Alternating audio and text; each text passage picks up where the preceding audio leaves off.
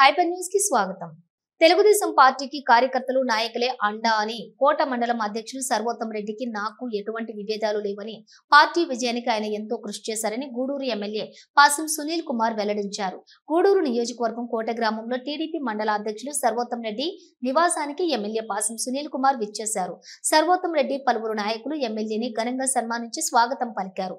అనంతరం జరిగిన విలేకరుల సమావేశంలో ఎమ్మెల్యే సునీల్ కుమార్ మాట్లాడుతూ నాకు ఆరోగ్యం బాగోలేక హైదరాబాద్ లో హాస్పిటల్లో ఉండగా సర్వోత్తం రెడ్డి రాజీనామా చేశారని విషయం తెలిసిందని ఆశ్చర్యానికి లోనయ్యానని అన్నారు.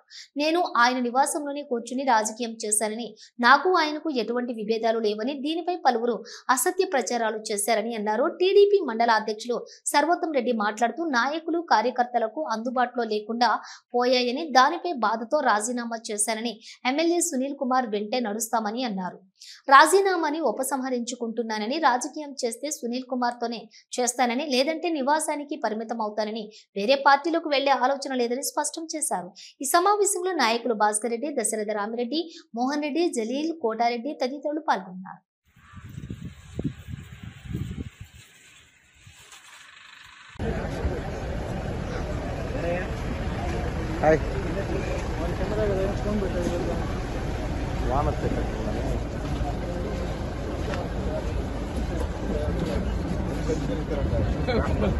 సైడ్ రండి అన్న అందరూ.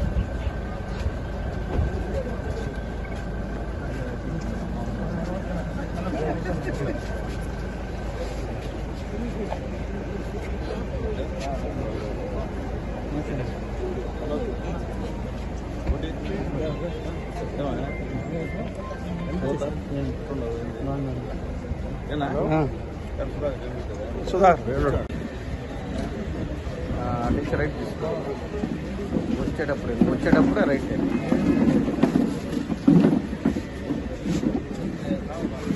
అది రైట్లో ముందు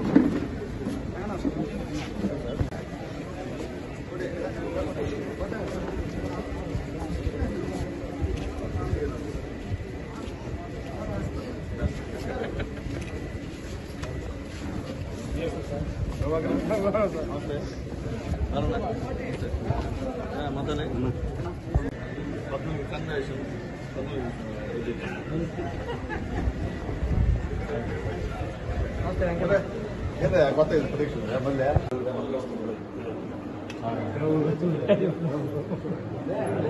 అధ్యక్షుడు మోసం చేస్తుందా?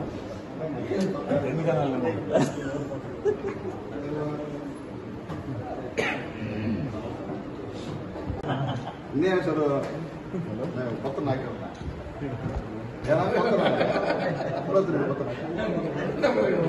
నాకేమో కొత్త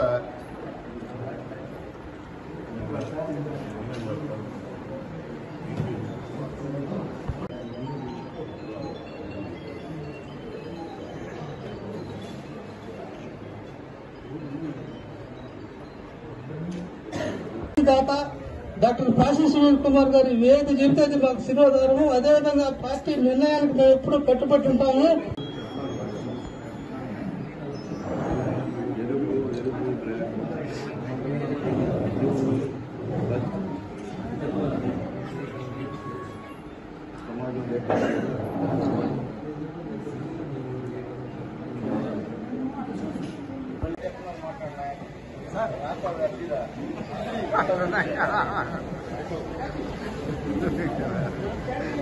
ఈ రోజున అంతా ఒక కుటుంబం.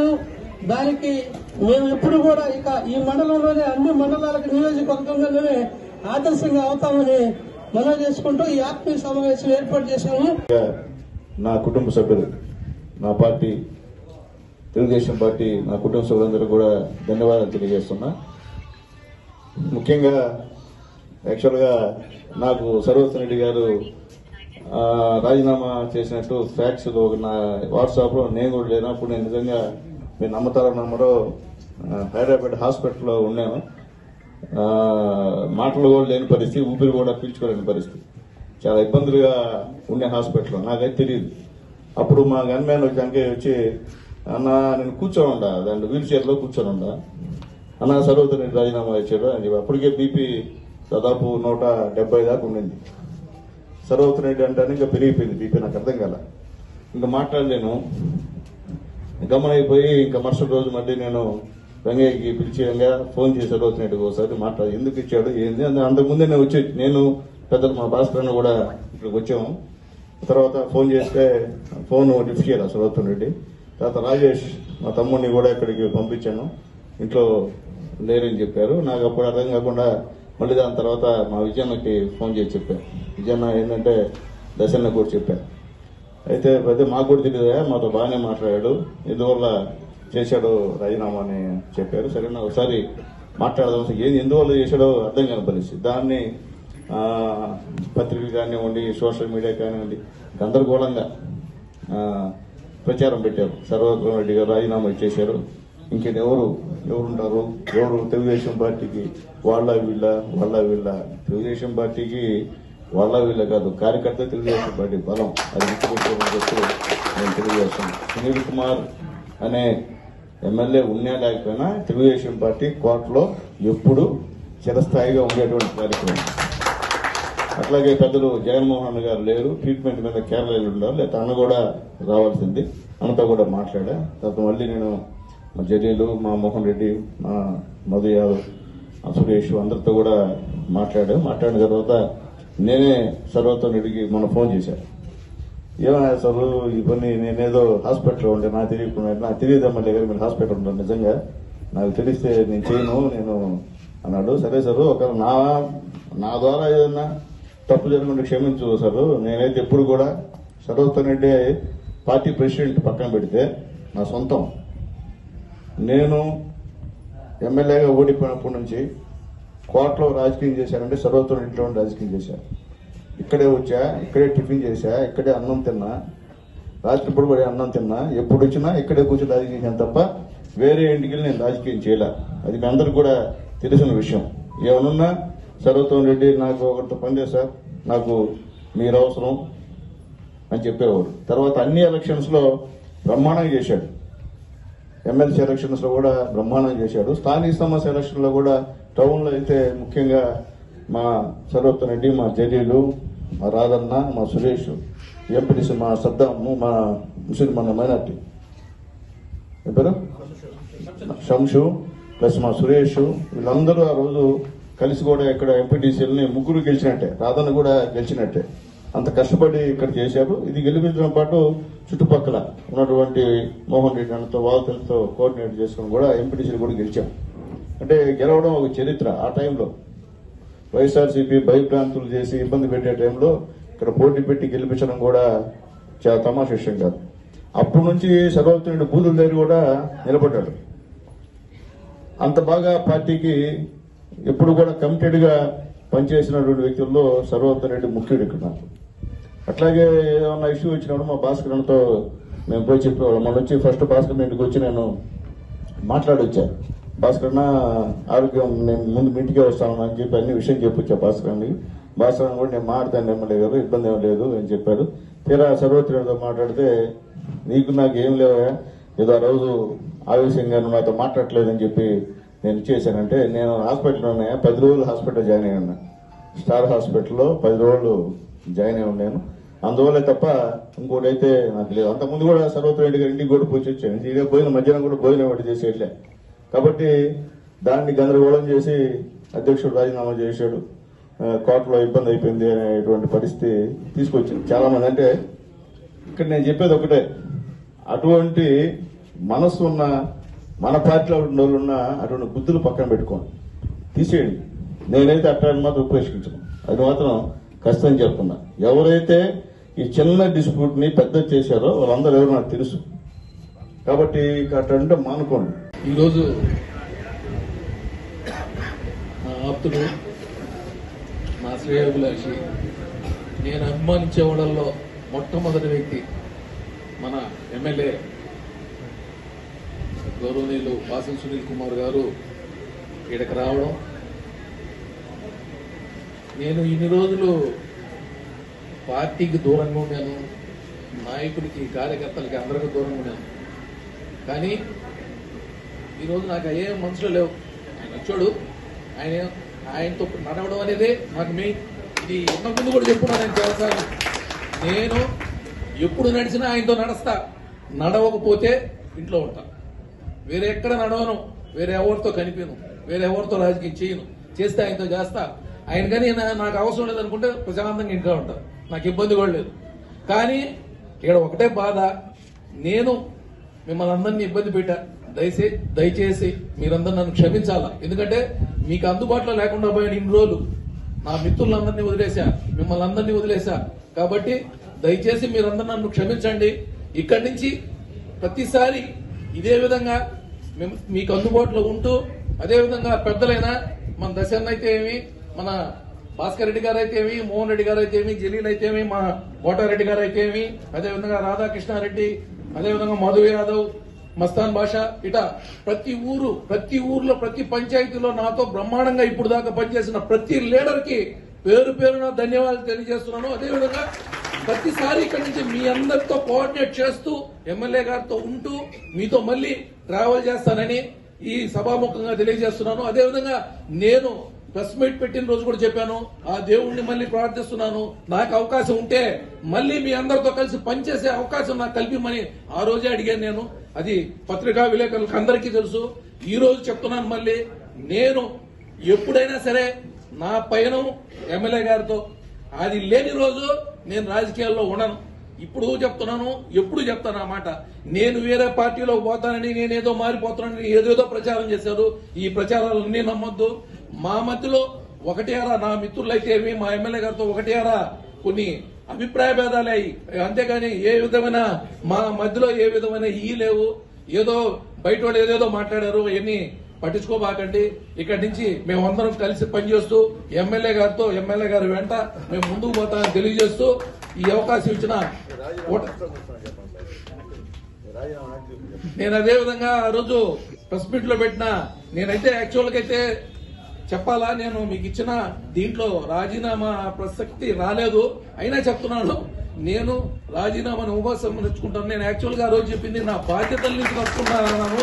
కాబట్టి ఇక్కడి నుంచి దేశానికి విచ్చేసినటువంటి మన ప్రియతమ నాయకులు గౌరవ శాసనసభ్యులు పాసెం సునీల్ కుమార్ గారికి, విచ్చేసిన ఇతర కుటుంబ సభ్యులందరికీ కూడా హృదయపూర్వక నమస్కారాలు. చాలా సంతోషం.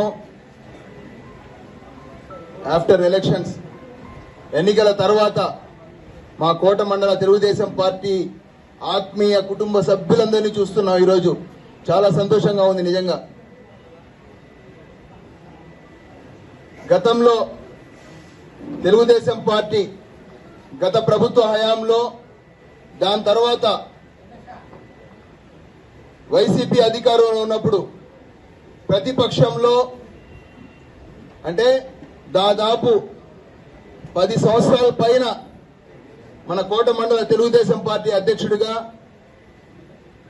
మా మిత్రులు గౌరవనీయులు మద్దాలి సర్వతోరెడ్డి గారు అధ్యక్షుడిగా ఉండడం జరిగింది. ఆయన నేతృత్వంలో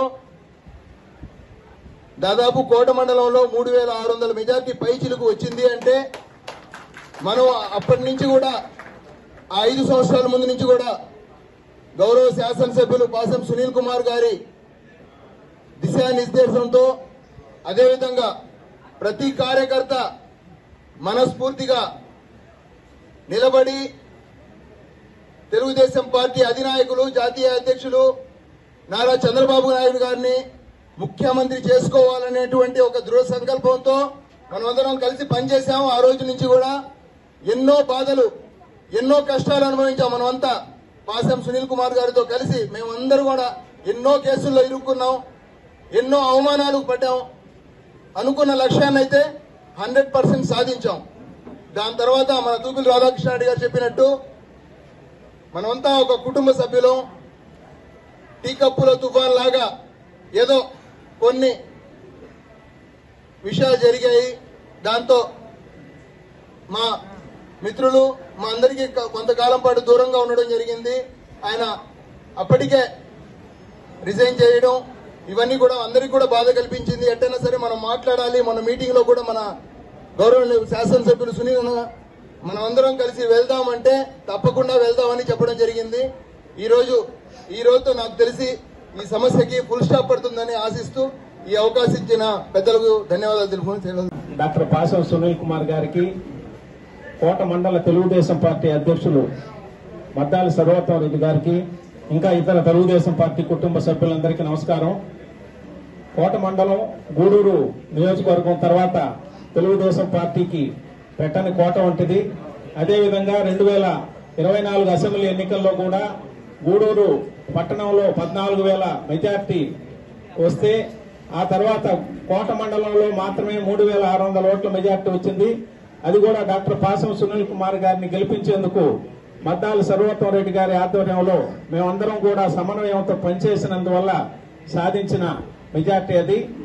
ఆ తర్వాత కొన్ని చిన్న చిన్న సమాచార లోపం వల్ల కొంత దుష్ప్రచారం జరిగింది. కానీ తెలుగుదేశం పార్టీలో ఏ విధమైన అలకలు ఇప్పుడు మా కోటయ్య చెప్పినట్టు ఏముండవు. తెలుగుదేశం పార్టీ అంతా కూడా నారా చంద్రబాబు నాయుడు గారి నేతృత్వంలో, లోకేష్ బాబు నేతృత్వంలో, డాక్టర్ పాసం సునీల్ కుమార్ గారి నాయకత్వంలో అందరం కూడా కలిసి పనిచేస్తాం. రాబోయే స్థానిక సంస్థల ఎన్నికల్లో మండలంలో అఖండ విజయాన్ని సాధించబోతున్నాము. అందుకు మద్దాలి సర్వోత్తమ రెడ్డి గారి నేతృత్వంలో మేమందరం కూడా ముందుకు సాగుతామని ఈ సందర్భంగా తెలియజేస్తూ సెలవు తీసుకుంటున్నాం. బీజేపీ గూడూరు పట్టణంలోని రిటైర్డ్ ఎంప్లాయీస్ భవనంలోని బీజేపీ పార్టీ ఆధ్వర్యంలో వక్స్ చట్టంపై అవగాహన సదస్సు నిర్వహించారు. ముఖ్య అతిథిగా APSRTC Nellore zone chairman Suresh Reddy పాల్గొని ప్రసంగించారు. ఇంకా ఈ కార్యక్రమంలోని బీజేపీ నాయకులు, కార్యకర్తలు పాల్గొన్నారు. ఇటీవల కాలంలో ఒక ఆలోచన వచ్చేసింది, చెప్పినటువంటి పరిస్థితి. అంతేకాదు సూరత్ లో ఉన్న మున్సిపల్ ఆఫీస్ మొత్తం మాదన్నారు, బెంగళూరులో ఉన్న ఈద్గా మైదానం అంతా మాదన్నారు. ఆ రకంగా చెప్పుకుంటూ పోయి 18 లక్షల ఎకరాలకి సుమారుగా 95లో నుంచి 2013 వచ్చేసరికి 4,50,000 ఎకరాలు 18 లక్షలకి వెళ్ళిపోయింది. ఇందాక మిత్రులు చెప్పారు, డిఫెన్స్ లో 18 లక్షల ఎకరాలు ఉన్నాయి, రైల్వేస్ 14 లక్షల ఎకరాలు ఉన్నాయి. కానీ 1954 నాటికి 8,50,000 ఎకరాలు ఉంటే అదే 2013 వచ్చేసరికి ఆ రకంగా 18 లక్షల ఎకరాలకి వాళ్ళు ఏ రకంగా ఇది వక్స్ మా నాశనాలు చెప్పారు. మాకు జయేంద్ర సరస్వతి, ఎవరైతే చంద్రశేఖర్ సరస్వతి, ఆ రకంగా ఉన్నటువంటి 1500 సంవత్సరాలుగా ఉన్నటువంటి దేవస్థానాలు చుట్టుపక్కల ఉన్నటువంటి గ్రామాలన్నీ కూడా ఆయనే చెప్పే పరిస్థితి. ఈ రకంగా ఒక అన్డెమోక్రటిక్ గా ఎవరికి అపరిమితమైనటువంటి అధికారాలు ఇచ్చి కోర్టులకి పోయేటువంటి హక్కు లేకుండా చేసి ఇష్టం వచ్చిన రీతిలో పివి నరసింహారావు గారు ఒక చట్టం తీసుకొచ్చారు. స్టేజీ మీదకి రావాల్సిందిగా కోరుతున్నాను.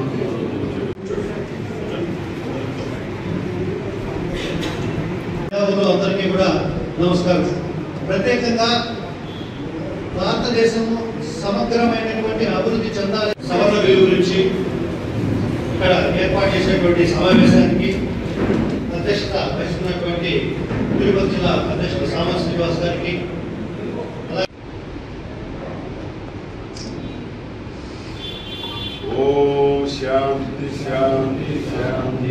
గూడూరు పట్టణ సమీపంలోని ఇందిరమ్మ కాలనీ సునీల్ కుమార్ నగర్ లో నూతనంగా నిర్మించిన శ్రీ కార్యసిద్ధి ఆంజనేయ స్వామి దేవస్థానంలో స్వామివారికి విశేష అలంకరణ, ప్రత్యేక పూజలు నిర్వహించారు. అనంతరం మంగళ వాయిద్యాలతో పల్లకి సేవ వైభవంగా జరిగింది. భక్తులు స్వామివారిని దర్శించి తీర్థ ప్రసాదాలు స్వీకరించారు.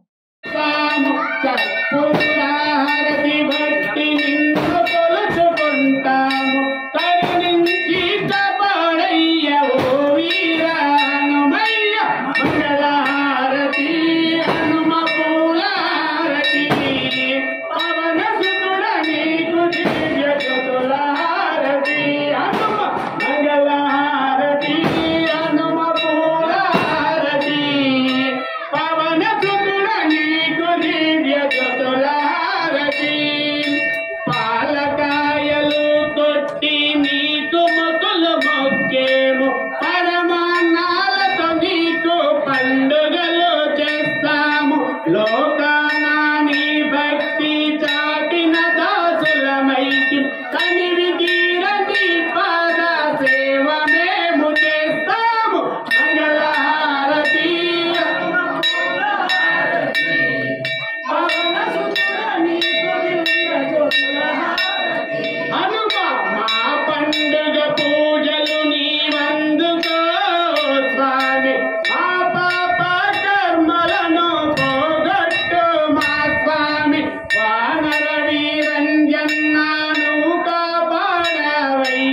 కరుణించి కాపాడయ్య ఓ వీర హనుమయ్య మంగళహారతి హనుమ పూలహారతి పవన సుతుడ నీకు దివ్య జ్యోతులహారతి హనుమ మంగళహారతి హనుమ పూలహారతి పవన సుతుడ నీకు దివ్య జ్యోతులహారతి జై శ్రీరామ్ జై శ్రీరామ్ జై శ్రీరామ్ ఓం శ్రీ కార్యసిద్ధి ఆంజనేయ స్వామికి ఓం శ్రీ కార్యసిద్ధి ఆంజనేయ స్వామికి ఓం శ్రీ కార్యసిద్ధి ఆంజనేయ స్వామికి జై బలో రామభక్త హనుమానికి జై బలో రామభక్త హనుమానికి జై బలో రామభక్త హనుమానికి